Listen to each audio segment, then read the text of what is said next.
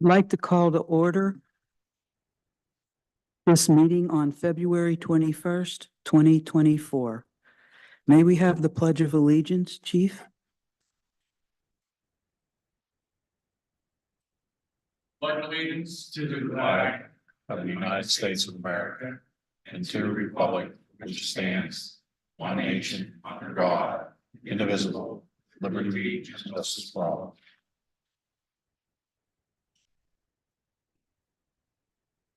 Thank you. May we have the roll call, please?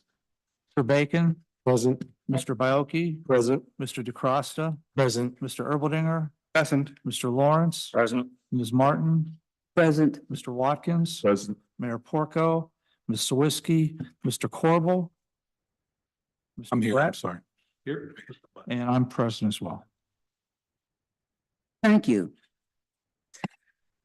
Under the President's report, an executive session will be held following the meeting on legal and personnel issues.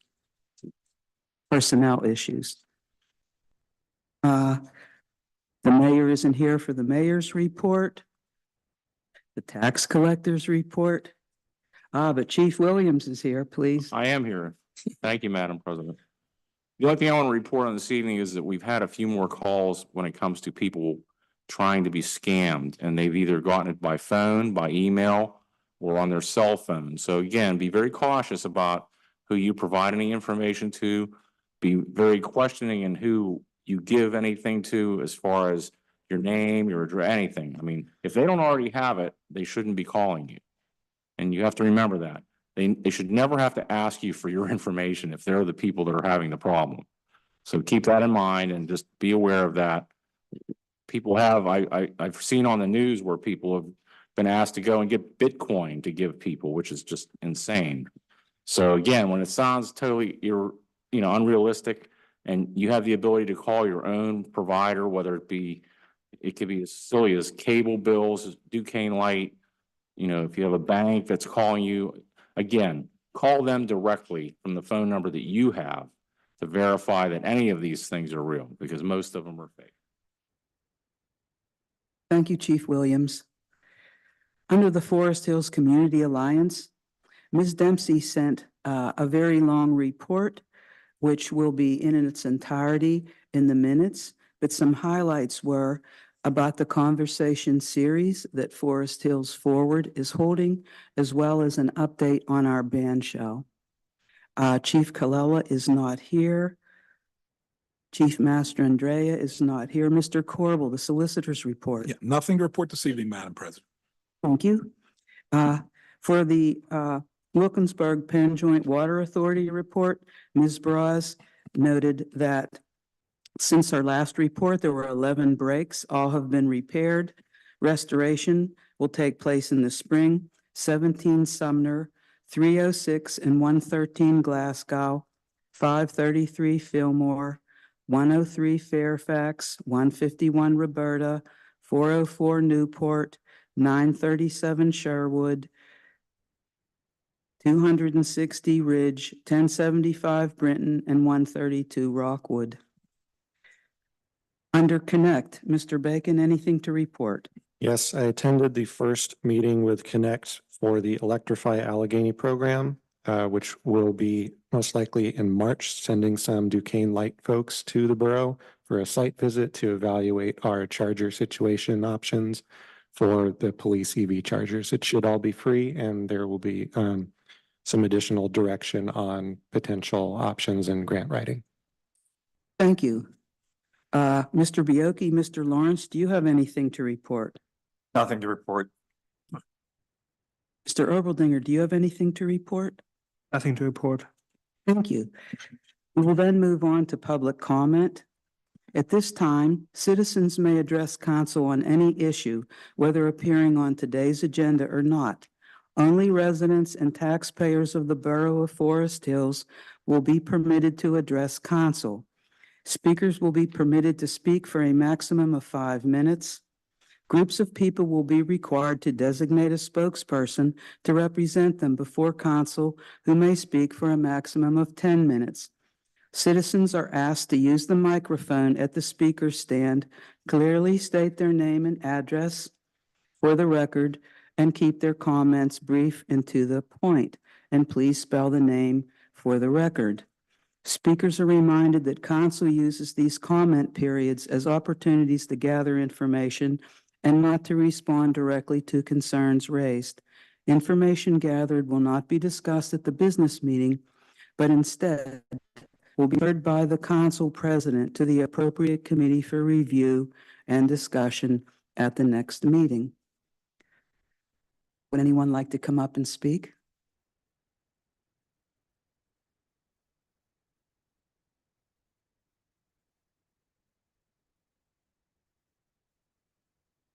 My name is Pete Porco, Pietro.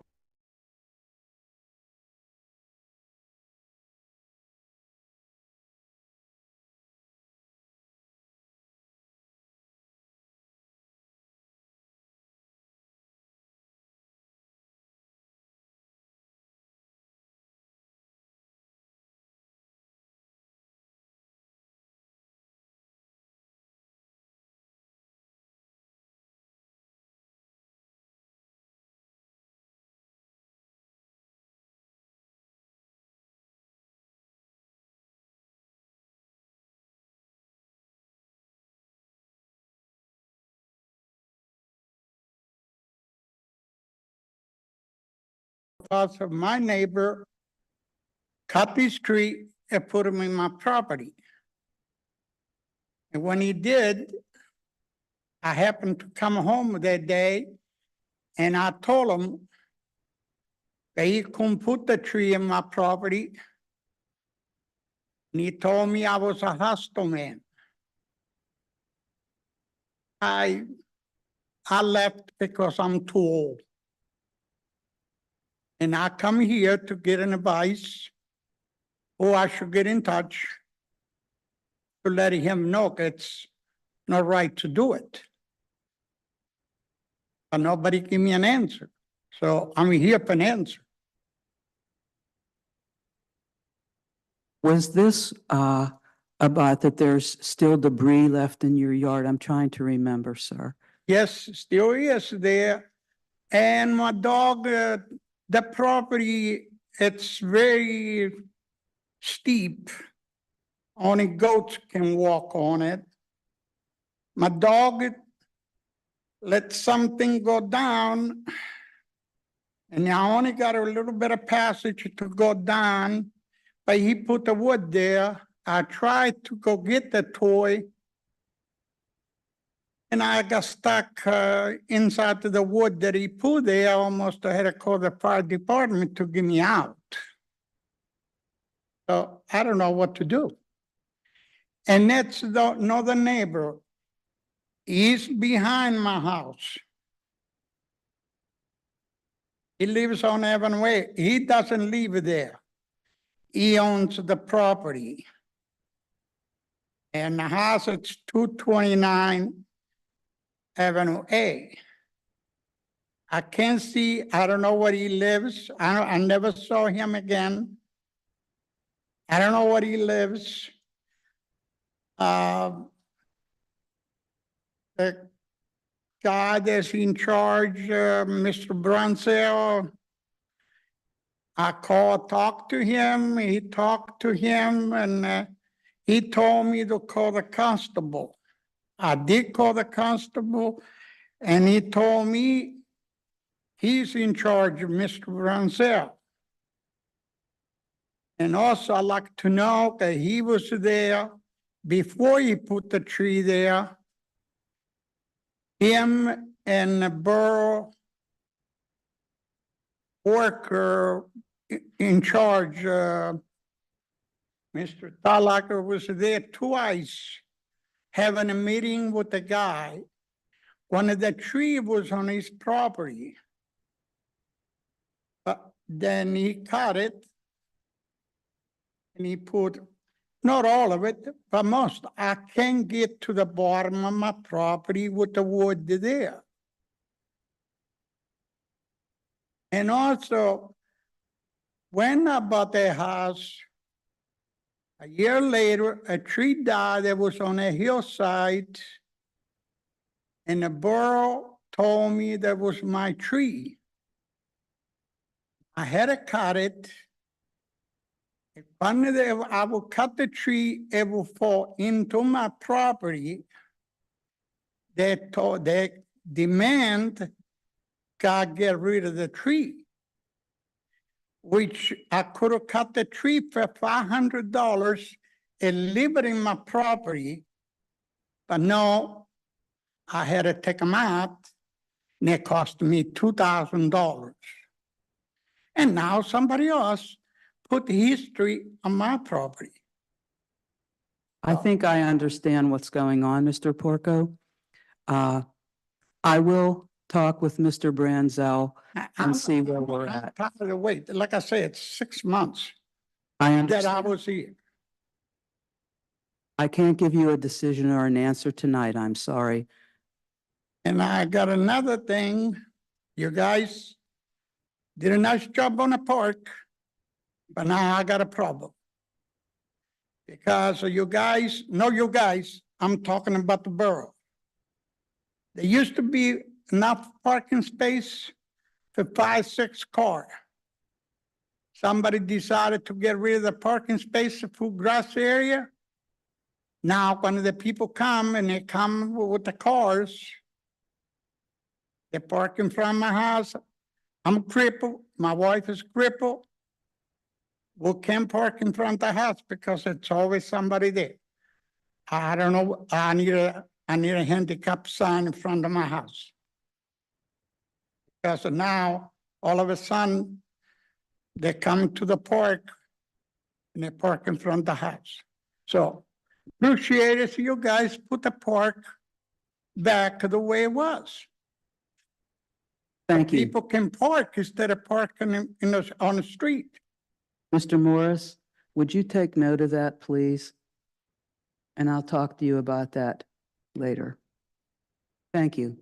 Another thing, I got a piece of sidewalk that needs to be repaired. Can I repair with ice fall? I'm sorry, I didn't hear it. Can you repair it with? Instead of concrete, can I put ice fall on it? I'm not sure.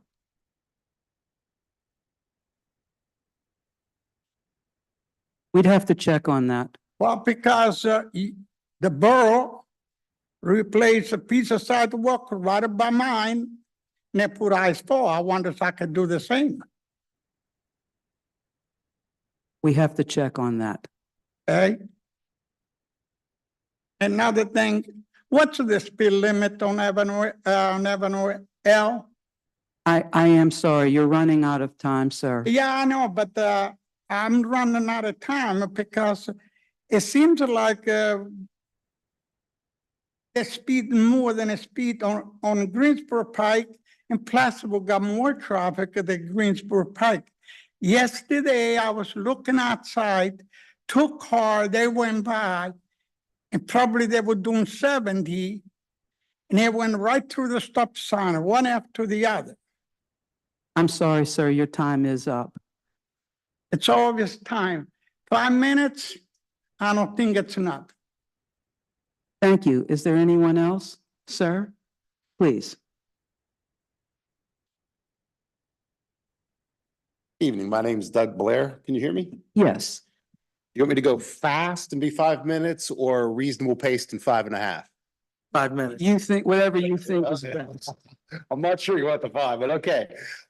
Thank you for the opportunity to address you. I'm here to convey my concerns about the borough's management of our distributed forest. I live on Cascade Road, 275 Cascade, among a stretch of homes that have borough-owned and operated oak trees in the front yard. In recent years, these trees have rained wood into our yards and into the street in front, which Councilman DeCosta is probably aware of. A few years ago, we reported a large limb hung up in the tree. Borough came out, did repairs. I asked one of the workers as they were wrapping up preventive maintenance, did you get everything? He said, he smiled, he shrugged. He said, my bucket only goes about halfway up the tree, so no. Fast forward 2 years and change, and a large branch fell from the oak tree in my yard onto the power line to my home. It took out the power service. It blew the transformer. Power was out for the entire block for a couple hours. Duquesne Light came, put up a temporary power line, said that I needed to get a permanent line installed quickly. Temporary service is temporary. There's also some damage to the exterior of my home. Since the problem was caused by a borough-owned tree, I contacted the borough. Ann Hockenberry I reached, she was polite and friendly and helpful and professional. She said I would soon hear from the borough's insurer. It was 3 weeks before I got a letter from the borough's insurer, and they said the borough is not liable for anything under Pennsylvania law. The borough has to be told about a specific problem, and then the borough has to ignore it before the insurer would cover anything at all. I pointed out that there have been a number of discussions between my neighbors and the borough about the state of these trees and the need for maintenance.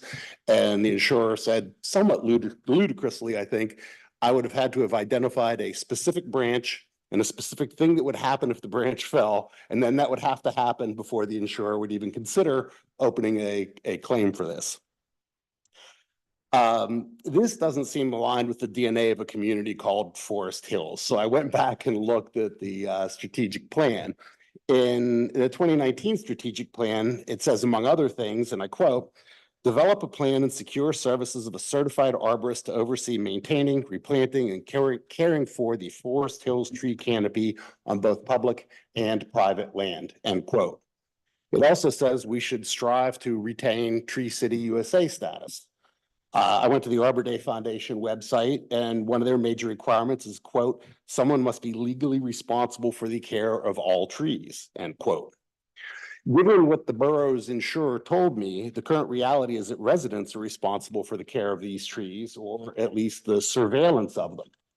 This raises questions. In recent years, lichen has rapidly spread across the trunks of the oak trees in our stretch of Cascade. Is this related to the wood raining from these trees? Is it affecting the health of these trees overall? I don't know. I'm not an arborist. Between Castlegate and Cascade, there's a borough right-of-way between the houses. There's a line of a dozen large, mature evergreen trees. I'd estimate they're all about 50 feet tall. Where they are when they fall, when one of them falls, it's almost certain to fall on private property. Given their size, it's going to do a lot of damage. These trees are kind of scraggly, their foliage is uneven, and they drop branches regularly in our yards. Are these trees at risk of falling? I don't know. I am not an arborist. We roll back to the front yard. Are the oak trees actually safe along the street? I know the answer to this, and the answer is no. The twigs and branches and limbs continue to fall from these trees, with 2 large limbs falling out of the trees since the start of this year. I would like to be made financially whole, and I'll contact the borough in a couple of days to see if there's a reconciliation between if the borough agrees with the insurer that whatever the borough tree does to me is on me, even though I have no ability to mitigate that risk. But more importantly, it seems to me that this situation poses at least 3 different kinds of threats to the borough. The first is reputational, the potential loss of Tree City status. Second is financial risk. If the insurer is correct that the borough is only liable for problems it knows about, the borough's own 5-year-old strategic plan acknowledges the need for an arborist and a program that doesn't appear to be in place. I'm sorry, you're getting close. I just wanted to. Yeah, finally, limbs weighing over 100 pounds, falling from 30 feet are, with zero hyperbole, a literal threat to life. This part of Cascade is full of foot traffic every day. People walking dogs, running, biking, parents pushing strollers, parents parking under 2 of these trees to drop off and pick up kids from their school bus. I've managed budgets, and I know that demand always exceeds supply, but health and safety issues are non-negotiable. Thank you for your time. Would anybody like a copy of these? I'm happy to send my. I have, well, one extra copy, same one, electronic. Was 5 minutes. Any questions? Would you refer that to Mr. Branzell, please? Thank you. Is there anyone else that would like to speak? Me? Yes. My name is Veronica Ferry, Veronica Ferry, and I live at 537 Pacific Avenue. That they're approving the one-way which is,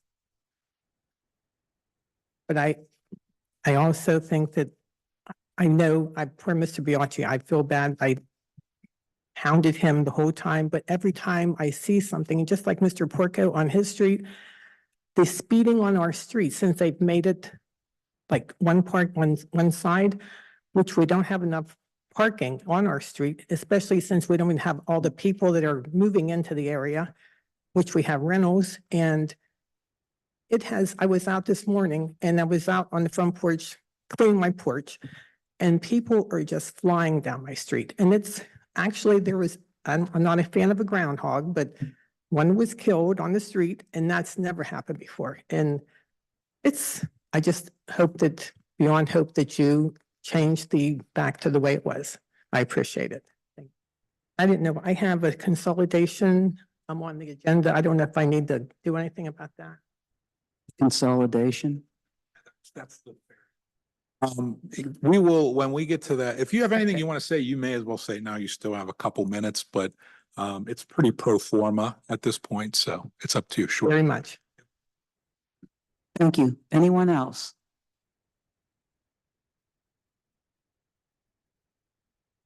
Okay, well then let's move on to the committee reports. Mr. Lawrence, Operations and Policy, please. Thank you, Madam President. I move to approve the minutes from the January 17th, 2024 council meeting. Second. Any comments? May we have a voice vote, please? All in favor, say aye. Aye. The ayes have it. I move to approve entering an agreement with MailChimp in order to begin the process of converting the Tree City Times to electronic delivery, as well as using it for any other urgent communications. Second. Any comments? May we have a roll? I have one question. Are we going to transfer the next issue of Tree City Times to electronic, or when are we going to? No, do it? we're still on paper. Okay. Any other comments? May we have a roll call? Wait, did you have something, Mr. Watkins? Yes, I was in Churchill at their borough building last week, and I noticed that they still have paper copies of their newsletter or newspaper, whatever. Have we given any thought to having just an alternative? So for those who can't read or don't have internet or computer could get, maybe we could print off something at the borough building here. We have looked into that in the last edition and in this edition. There is a request for anyone who has concerns about getting it electronically to give us their information. As of now, we have 2 requests. And yes, we have considered the paper backup.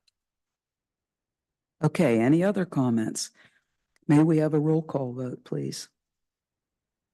Mr. Bacon, Yes. Mr. Baoki, Yes. Mr. DeCosta, Yes. Mr. Erbaldinger. Yes. Mr. Lawrence. Yes. Mr. Watkins. Yes. President Martin. Yes. Okay, I move to appoint the following volunteers to the board or committee shown in the table below for the term indicated. Patricia Harris, Tree and Shrub. These are all, okay, February 28, 2027. Hearing Board, February 28, 27. Austin Wyman, Planning Commission, February 28, 28. Stephen Greenberg, Planning Commission, February 28, 28. Matthew Van Dulik, Planning Commission, February 28, 28. Scott McGaw, Planning Commission Alternate, February 28, 28. Florence Biscaris, Recreation Board, February 28, 2029. Barry Layton, Recreation Board, February 28, 2029. Jimena Rodriguez, February 28, Environmental Advisory Council Alternate, February 28, 27. And Isaiah Waugh, Recreation Board, February 28, 2029. Do we have a second? Second. Any comments? May we have a roll call vote, please? Bacon, Yes. Mr. Baoki, Yes. Mr. DeCosta, Yes. Mr. Erbaldinger. Yes. Mr. Lawrence. Yes. Mr. Watkins. Yes. President Martin. Yes. General report is available. That concludes my report for the evening. Thank you, Madam President. Thank you. May we move on to the Finance Committee? Mr. Erbaldinger? Thank you, President Martin. I have a motion to approve payments of bills for the month of January in the following amounts. General fund budget, $276,708. Corrective action budget, $24,798. Fire protection fee, $3,031. Road improvement, $182. Capital improvement plan, $26,191. Second. Are there any comments? May we have a roll call vote, please? Bacon, Yes. Mr. Baoki, Yes. Mr. DeCosta, Yes. Mr. Erbaldinger, Yes. Mr. Lawrence. Yes. Mr. Watkins. Yes. President Martin. Yes. The next motion, move to modify the 2024 fire fee budget by changing two line items as follows. With total budget amount to remain unchanged. Reduce line item 20-411-367 fire truck lease ESCO by 20,000, creating a balance of $26,395. Increase line item 20-411-150 fringe benefits from 0 to 20,000. Is there a second? Second. May we have a roll call vote, please? Bacon, Yes. Mr. Baoki, Yes. Mr. DeCosta, Yes. Mr. Erbaldinger, Yes. Mr. Lawrence. Yes. Mr. Watkins. Sorry, Yes. Ms. Martin, Yes. I'm jumping the gun. I apologize. My last motion, move to approve payment of the January bill to Siemens for $77,292.85 from the ESCO fund under the contract between the borough and Siemens. Second. Any comments? May we have a roll call vote, please? Mr. Bacon, Yes. Mr. Baoki, Yes. Mr. DeCosta, Yes. Mr. Erbaldinger, Yes. Mr. Lawrence. Yes. Watkins. Yes. Ms. President Martin. Yes. And this concludes finance. Thank you. Thank you, Mr. Erbaldinger. We're moving on to borough property. Mr. Bacon?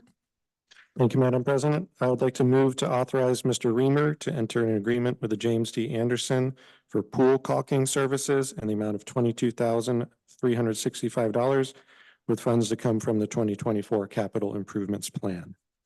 Second. Any comments? May we have a roll call vote, please? Mr. Bacon, Yes. Mr. Baoki, Yes. Mr. DeCosta, Yes. Mr. Erbaldinger, Yes. Mr. Lawrence, Yes. Mr. Watkins. Yes. President Martin. Yes. I'd like to move to ratify the decision of the Committee of the Whole to approve the change order for the asbestos abatement at the Forest Hills Westinghouse Lodge in the amount of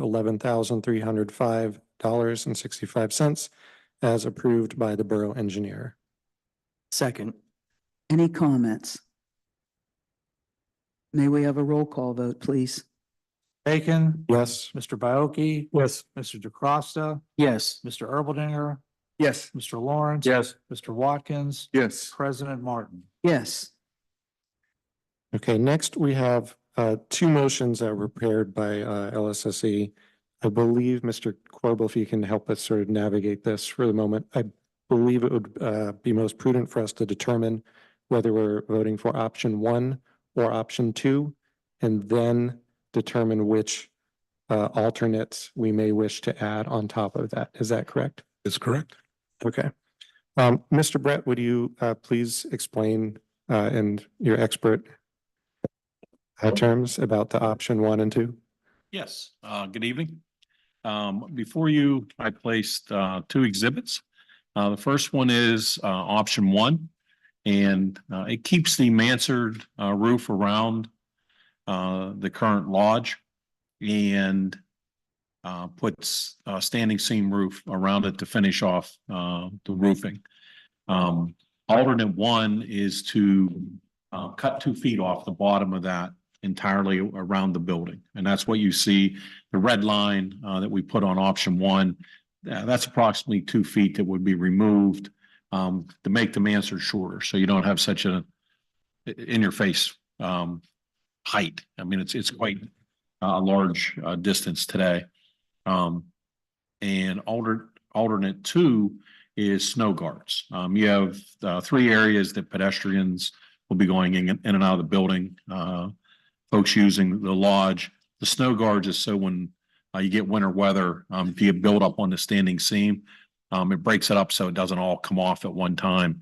If you get a wet snows, things like that. So we do recommend that if you choose option one. The total would be for option one, the base bid plus the alternate 1 and 2 is 97,500. The second page is option 2. This is the option that we come up with originally as an alternative to get rid of the mansard. As we went through the project, costs have been stacking up. So we did get a price on this, but it is basically double to remove the mansard, and it's 184,500. There is some other things that you're still pending, smaller, but that we still need to get some pricing on to finish off the project. So I think because of budget constraints, we've talked a little bit internally. It seems like option one, as long as everybody's okay with that appearance, because we would do standing seam to match this roof. The Kellers would all match. It's just instead of removing that entire surround covering and going with more of a standard boxing, we would end up just putting standing seam on it. So I have a technical question. Can I safely assume that 2 feet you can reduce is the maximum you can do? You probably, if it would be 3 feet, you would have already stated that. talking to the contractor, that's the distance that they were felt really good that they were good to do that. I think I just thought to ask anyway. Thank you. Yep. Any other questions on that? So was that 2 feet cutting off about a third of what's there now, or would you say a half? Roughly, it's Okay. about a third. It's going to change the look anyway. It will, and it'll make the porch area brighter. You're gonna be able to see more of the brick, painting of the brick. So this is finishes the outside for what we have planned currently, so. Thank you, Mr. Brett. I believe we would move to vote for option 1 or option 2 at this time. Any last comments, or is this done as a yes or no for option 1, or we decide option 1 or 2 in our response? Continue your discussion and see where council lies.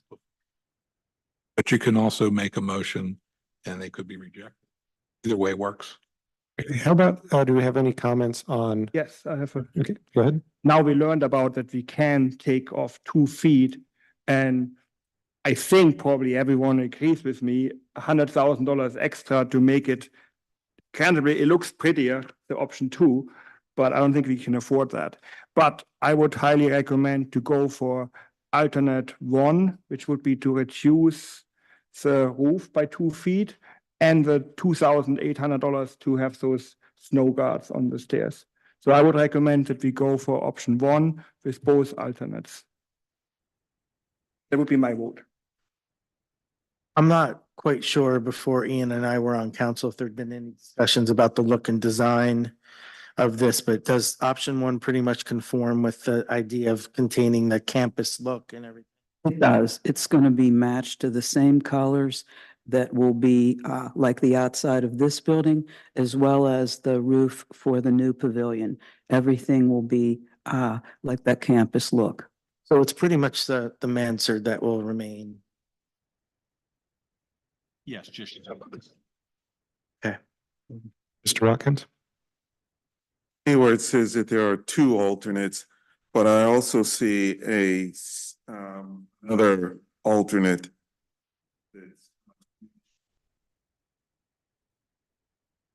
That be included? Yeah, there's 3 snow guards included in the 2,800, yes. Mr. Watkins, are you referring to where it says alternate number 1, and then the next one mentioned is alternate number 3? And we're wondering where the alternate number 2 is? Okay.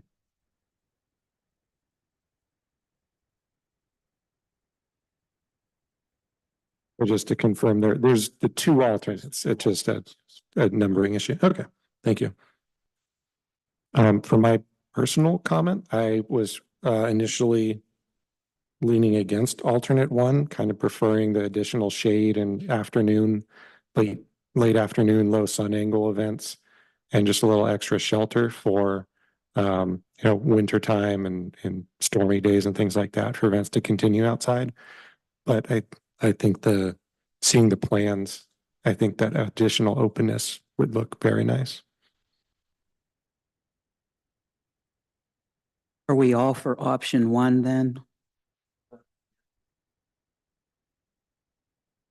All right. Should we determine the options or the alternates before voting on the motion or?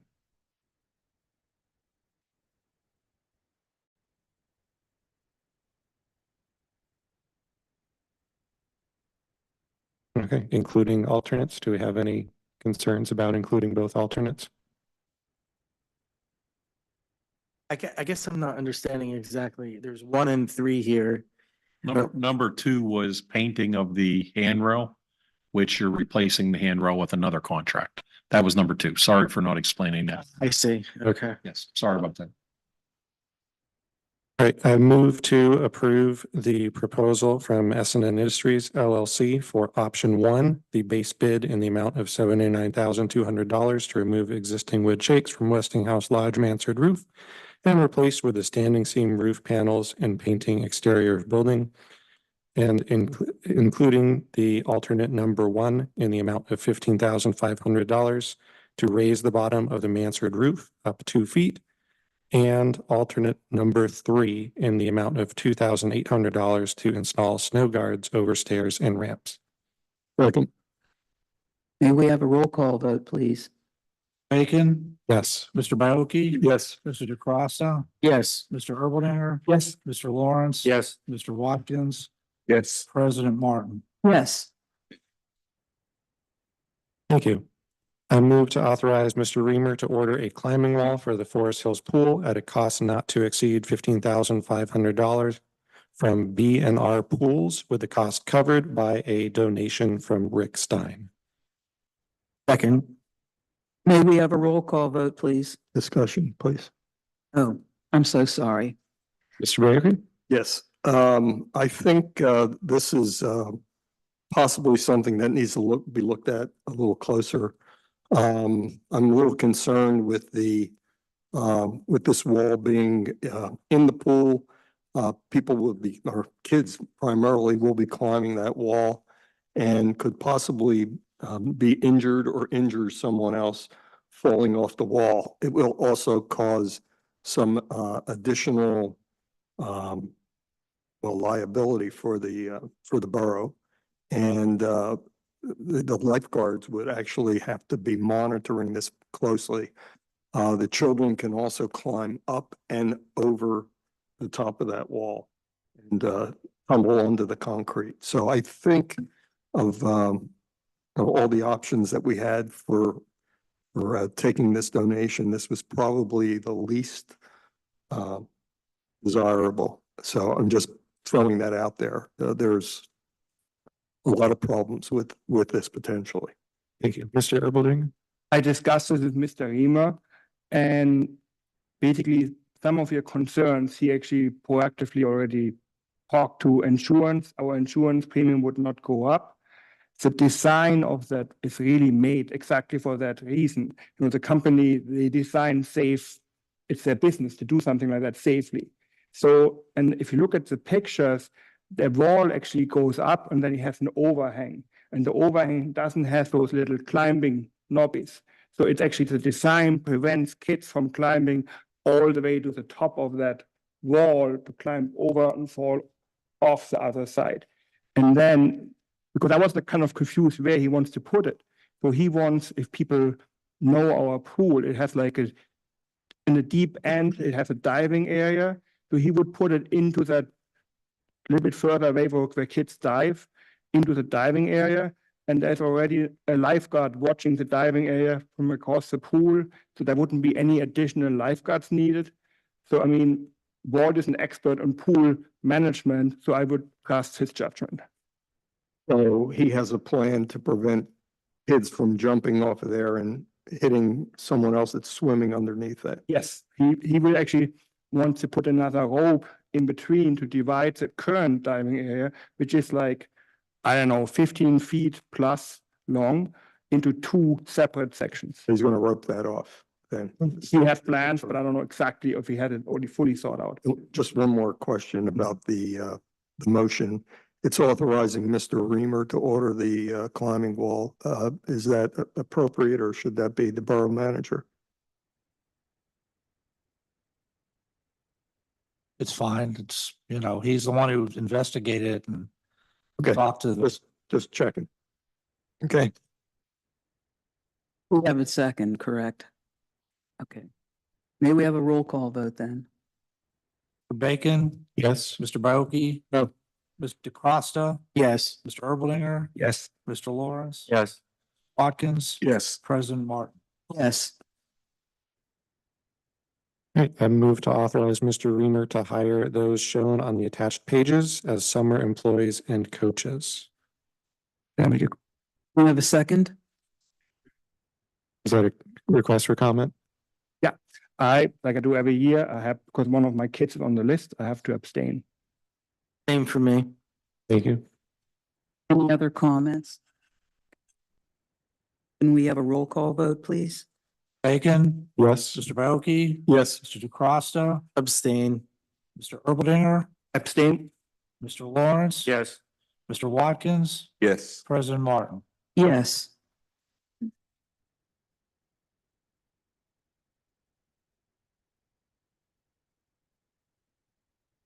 All right, for engineer's report, do we have any new information on the Westinghouse Lodge or the pickleball sound study since the committee meetings? The sound study, they'll be coordinating with Walt on when to do it since the weather's kind of straightened out. So we would have something for the committee meeting on at least a schedule on when they're going to do it. Westinghouse Lodge you approved earlier, the asbestos change order. There's a 10-day waiting period, and then they have about 10 days to do that work. So they have not been doing any demolition work until they take care of this. They're supposed to be back this coming week. Once that gets moving, the schedule is very tight now.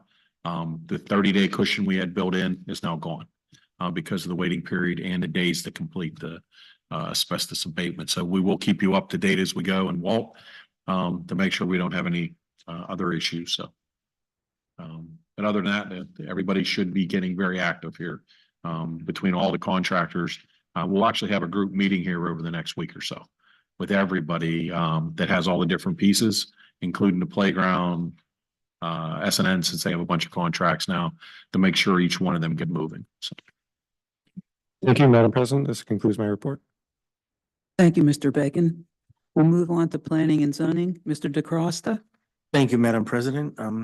I move to grant preliminary and final minor subdivision approval for the ferry lot consolidation plan for the consolidation of Allegheny County block and lot numbers 373E141 and 372E142 located at 537 Pacific Avenue within the borough. second. Are there any comments? I wonder if Mr. Corbell can explain what exactly happens here. Yes, this matter was reviewed by the planning commission and recommended for approval. Ms. Ferry, who spoke earlier, is combining a single-family residential structure with a vacant lot that is. Any other comments? May we have a roll call vote, please? Bacon? Yes. Mr. Baoki? Yes. Mr. DeCosta? Yes. Mr. Erblinger? Yes. Mr. Lawrence? Yes. Mr. Watkins? Yes. President Martin? Yes. We're just in discussions about several projects in the borough. We're at very preliminary stages. Hopefully we'll have a more robust report as we move forward here. I have nothing else to report, Madam President. Thank you, Mr. DeCosta. Let's move on to Public Works. Mr. Watkins? Thank you very much, Madam President. I have a move to approve the purchase of a hot water steam Jenny pressure washer with funds to come from the 2024 capital improvements plan, not to exceed $7,000. Are there any comments? May we have a roll call vote, please? Bacon, Yes. Mr. Bauke, Yes. Mr. DeCosta, Yes. Mr. Erbaldinger, Yes. Mr. Lawrence. Yes. Mr. Watkins. Yes. President Martin. Yes. Also, I move to authorize the engineer to prepare and advertise for bids for the 2024 paving program. Second. Are there any comments? I have one. Mr. Brett, did you care to make any discussion on the roads? I can tell, maybe it'd be a good idea just to review the roads that's on the list. So everybody is, it's been in our report, but I think it would be appropriate. So the base bid is, 4 roads, Trenton Avenue, from Orchard Street to Dead End, Rustic Alley from Avenue K to, Decatur, Service Road number 2, Avenue A to Avenue F, and Clover Alley Avenue, or Atlantic Avenue to Decatur, sorry. And then we have 10 add alternates, so that you have some choices to see how the budgeting it goes. Unnamed Alley 5 from Windsor to Barkley, unnamed Alley 2 from Ivy Alley to Atlantic Avenue, Berkeley Avenue from the no outlet sign to Cedar, Berkeley Avenue from Ardmore Boulevard to no outlet sign, Clover Alley, 3 different sections, Tulip Avenue to Atlantic Avenue, Windsor Avenue to Barkley Avenue, and Decatur to Dead End, Patrice Court, Fillmore to Dead End, Vine Alley, Halsey Avenue, I don't know if I'm saying that one right, to Atlantic Avenue, and last one's Forest Hills Road, just that last section, that was from last year. It's at the Cherry Valley intersection. It's about a 50-foot section. So that would be what is advertised for bid. Thank you, Mr. Brett. Are there any other comments? May we have a roll call vote, please? Bacon, Yes. Mr. Bauke, Yes. Mr. DeCosta, Yes. Mr. Erbaldinger. Yes. Mr. Lawrence, Yes. Mr. Watkins. Yes. President Martin. Yes. For those who are in the audience, please note that the section on the engineer's report has been shortened to make it more manageable. Also, I believe that there is a special commentary that's necessary from our engineer regarding certain drainage programs. Yes, the Avenue A repair that we talked about last meeting, we were doing an emergency repair, trying to figure out where the existing system daylights. Public Works and one of your emergency contractors did complete an excavation, and they found there wasn't one pipe, there's 2. We did have State Pipe come in and try to clean and televise each one of the lines. And they did a culvert entry for us to confirm which lines come from which segment of Avenue A. The one definitely connects to the culvert under Route 30, Ardmore Boulevard, but it is clogged with roots most of the way, and it's in poor condition. The other line, we cannot determine where it goes to and how it connects to the culvert, although it has to connect somewhere to the culvert. The dye never come out of another pipe. It did come out of the one that was filled with roots after a lot of water was put into it on a rainy day. So we looked at those options to see what a repair would look like. Anything dealing with the culvert, going under 30, bores, PennDOT, all that, price tag gets really, really expensive. So I automatically look to say, okay, what's a better route to go from the manholes up on Avenue A to get basically to where the culvert outlets into the park. And that comes down Avenue B, which has no catch basins. That section, linear foot wise, in the storm sewer project would be the cost that we estimated to do the other piece and to do the repairs we had anticipated. So, but about 300,000 in the budget. It starts at about 15 foot deep, and it has 7 connections. A couple of the connections never makes it physically into the system, although the water from the dye does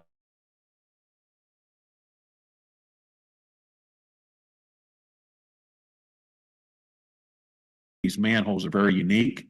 They have a storm line in the upper half of the manhole on half, and on the bottom section, it has a sanitary sewer running with water in it. About 3/4 of those have been closed off because under the consent order, those aren't permitted to exist anymore, but there's some still that are open. So we would eliminate a couple of those, connect this system as a separate storm system, and daylight at the park with a new pipe. That way you're getting away from the culvert under the private parking lots and stuff on the other side of Route 30. So the project is different than what you last seen. Our survey crew last week surveyed the bottom section down to the park. We got to apply for a permit. They call it a GP4 to the DEP. But you'll have an outfall then that you can see, and you'll know if it's working coming from a big piece of town. Today, unless somebody walks up the culvert, you don't know if the lines are working or not, if it's actually gathering the stormwater, if it's discharging. And it's an old part of the system. It's all clay lines, very deteriorated. And it goes through some private property. That makes it difficult to access. So we're going to close up that hole. We're going to fix that pipe and leave it intact. And then the project that'll be bid probably in a week or so when we get to the committee meeting, I'll have a drawing and an advertisement. But we'll go ahead and get that project put out to bid here in the spring while we can get some good pricing in hand. The gas company is also working in the area and replace some lines. So we're going to tell them don't restore the road because they owe some paving on the road. So we'll try to do a joint paving contract on that street in order to fix it after we're all done with the repair. So that system was it's definitely been compromised. Excuse me, probably for 10 years or so. I mean, the roots are massive that they took out of the sections they dug up. It was the whole 24-inch pipe. Had roots the whole way around it, and they were extremely long, the sections that they were trying to get cleaned. So we're going to abort that section because there's nothing else connected to it. We'll leave it in place in case those yards drain into it. But then your system, which is a lot of catch basins and a lot of stormwater, it's going to daylight down at the park. So, but we'll show you what that's going to look like at the next committee meeting to get that project moving. But the Public Works did extremely good. Your guys helped researching, trying to figure this out. It took a number of days. So Jimmy and his crew, kudos. They have a lot of knowledge of this system, but this is one area that nobody quite knew how it connected because there was no access points to it. So it's very unique. But we finally got it figured out, and we're going to get a solution here that we don't have to deal with this area again. So, any questions on that? Good deal. I'll have a drawing for you at the next meeting. So.